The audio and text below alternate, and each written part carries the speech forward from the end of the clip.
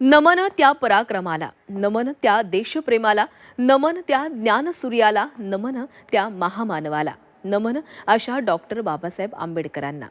भारतीय घटनेचे शिल्पकार भारतरत्न डॉक्टर बाबासाहेब आंबेडकर यांची 135वी जयंती 14 एप्रिल 1891 रोजी मध्य प्रदेशातील महू या गावी डॉक्टर आंबेडकरांचा जन्म झाला। अत्यंत हलाखीच्या परिस्थितीमध्ये त्यांनी उच्च शिक्षण पूर्ण केलं। समाजातील जातीभेदाचं उच्चाटन करून त्यांनी सामाजिक न्याय प्रस्थापित केला।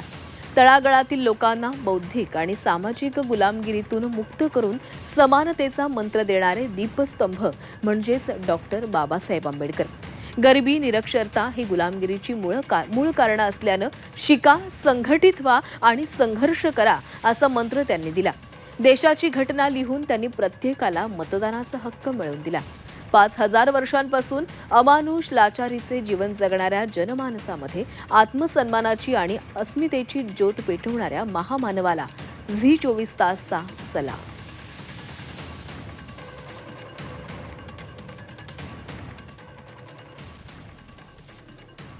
आज चैत्यभूमीवर अनेक भीम अनुयायी डॉक्टर बाबासाहेब आंबेडकरांना अभिवादन करण्यासाठी येणार आहेत। आमच्या प्रतिनिधी सीमा आढे आपल्यासोबत इथून जोडल्या गेलेल्या आहेत। सीमा, आज चैत्यभूमीवर मोठ्या संख्येने भीम अनुयायी येतील, कशा प्रकारे चैत्यभूमीवर तयारी करण्यात आली आहे?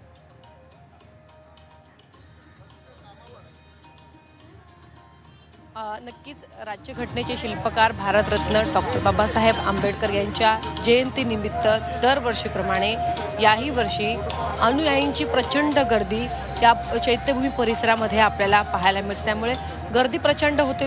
त्यामुळे BMCकडनं दरवर्षी जय्यत अशी तयारी आणि प्रत्येक अनुयायीला कोणत्याही समस्येला सामोरे जावं लागणार नाही याची खबरदारी जी आहे ती घेतली जाते।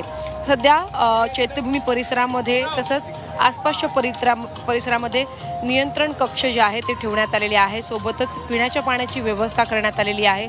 स्वच्छतागृहे, शौचालय आदी सोयी सुविधा उपलब्ध करून देण्यात आलेल्या आहेत, जेणेकरून फक्त मुंबईतूनच नाही तर राज्यभरातून, देशभरातून जे अनुयायी या ठिकाणी येतात त्यांची गैरसोय होणार नाही याची संपूर्णपणे काळजी जी आहे ती घेण्यात आलेली आहे।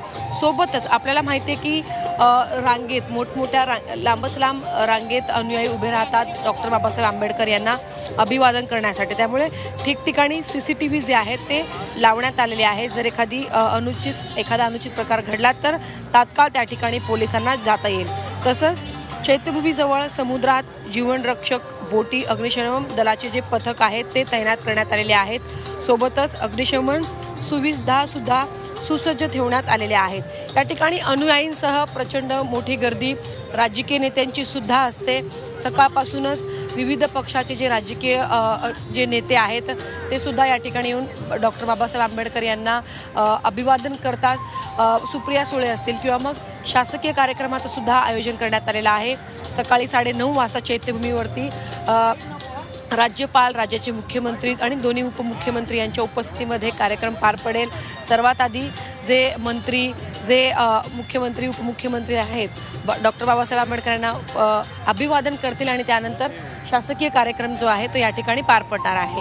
त्याचसोबत सुप्रिया सुळे, वर्षा गायकवाड, ज्योती गायकवाड हे जे मोठे नेते आहेत ते या ठिकाणी येऊन डॉक्टर बाबासाहेब आंबेडकर यांना अभिवादन करतात। त्यामुळे या ठिकाणी प्रचंड अशी गर्दी असते। VIP मुवमेंट असल्यामुळे पोलिसांचा सुद्धा एक मोठा फौजफाटा बाहेर तैनात करण्यात आलेला आहे, जेणेकरून लोकांची गर्दी होते त्यामुळे त्या ठिकाणी अनुचित प्रकार घडणार नाही याची संपूर्ण काळजी सध्या मुंबई पोलिसांकडनं घेतली जाते। त्याचसोबत या संपूर्ण परिसरामध्ये आपण जर बघितलं तर विद्युत रोषणाई करण्यात आलेली आहे। सोबतच फुलांची सजावट या ठिकाणी करण्यात आलेली आहे। बाजूला आपल्याला माहिती आहे की शिक्षण आणि डॉक्टर बाबासाहेब आंबेडकर यांचं एक अटूट नातं आहे। त्यामुळे त्यांच्यावरती आधारित अनेक पुस्तकं जी लिहिण्यात आलेली आहे, जी पुस्तकं डॉक्टर बाबासाहेब आंबेडकर यांनी लिहिलेली आहेत त्याचा एक मोठा स्टॉल या ठिकाणी लावण्यात आलेला आहे, जेणेकरून जे लोक, जे अनुयायी या ठिकाणी येत असतात त्यांना पुस्तकांची सुद्धा खरेदी करता यावी। त्यामुळे विविध स्टॉल या ठिकाणी उभारण्यात आलेले आहेत आणि हा संपूर्ण परिसर जो आहे तो छान अशा पद्धतीने सजवण्यात आलेला आहे।